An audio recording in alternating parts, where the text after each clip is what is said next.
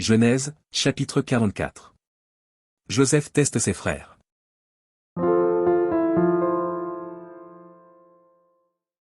Joseph donna cet ordre à l'intendant de sa maison, remplis de vivres les sacs de ses gens, autant qu'ils en pourront porter, et mets l'argent de chacun à l'entrée de son sac.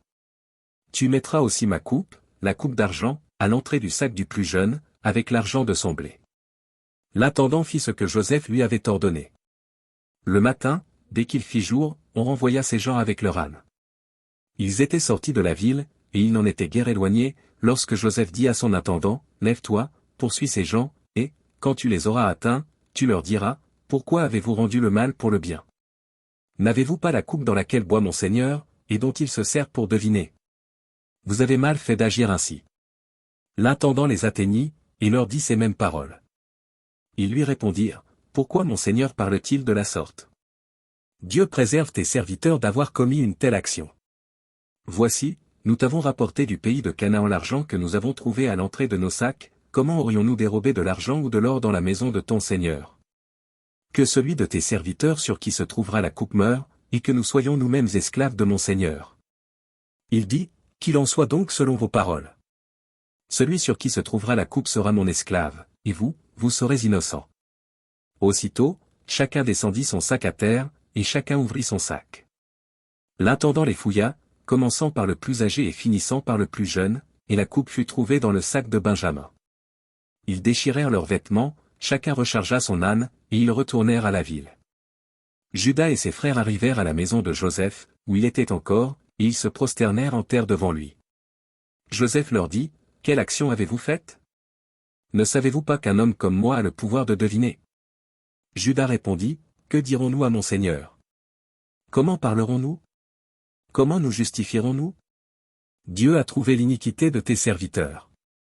Nous voici esclaves de mon Seigneur, nous, et celui sur qui s'est trouvée la coupe. » Et Joseph dit, « Dieu me garde de faire cela. L'homme sur qui la coupe a été trouvée sera mon esclave, mais vous, remontez en paix vers votre père. » Alors Judas s'approcha de Joseph, et dit, « De grâce, mon Seigneur, que ton serviteur puisse faire entendre une parole à mon Seigneur, et que sa colère ne s'enflamme point contre ton serviteur. Car tu es comme Pharaon. » Mon Seigneur a interrogé ses serviteurs, en disant, « Avez-vous un père, ou un frère? » Nous avons répondu, « Nous avons un vieux père, et un jeune frère, enfant de sa vieillesse, cet enfant avait un frère qui est mort, et qui était de la même mère, il reste seul, et son père l'aime. Tu as dit à tes serviteurs, faites-le descendre vers moi, et que je le voie de mes propres yeux. Nous avons répondu à mon Seigneur, l'enfant ne peut pas quitter son père, s'il le quitte, son père mourra. Tu as dit à tes serviteurs, si votre jeune frère ne descend pas avec vous, vous ne reverrez pas ma face.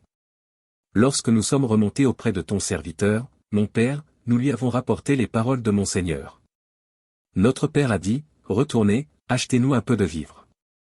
Nous avons répondu, nous ne pouvons pas descendre, mais, si notre jeune frère est avec nous, nous descendrons, car nous ne pouvons pas voir la face de cet homme, à moins que notre jeune frère ne soit avec nous.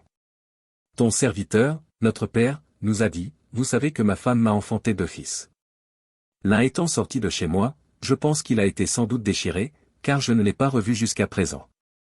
Si vous me prenez encore celui-ci, et qu'il lui arrive un malheur, vous ferez descendre mes cheveux blancs avec douleur dans le séjour des morts. Maintenant, si je retourne auprès de ton serviteur, mon père, sans avoir avec nous l'enfant à l'âme duquel son âme est attachée. Il mourra, en voyant que l'enfant n'y est pas, et tes serviteurs feront descendre avec douleur dans le séjour des morts les cheveux blancs de ton serviteur, notre père. Car ton serviteur a répondu pour l'enfant, en disant à mon père, si je ne le ramène pas auprès de toi, je serai pour toujours coupable envers mon père. Permets donc, je te prie, à ton serviteur de rester à la place de l'enfant, comme esclave de mon Seigneur, et que l'enfant remonte avec ses frères. Comment pourrais-je remonter vers mon père, si l'enfant n'est pas avec moi? Ah! Que je ne vois point l'affliction de mon père.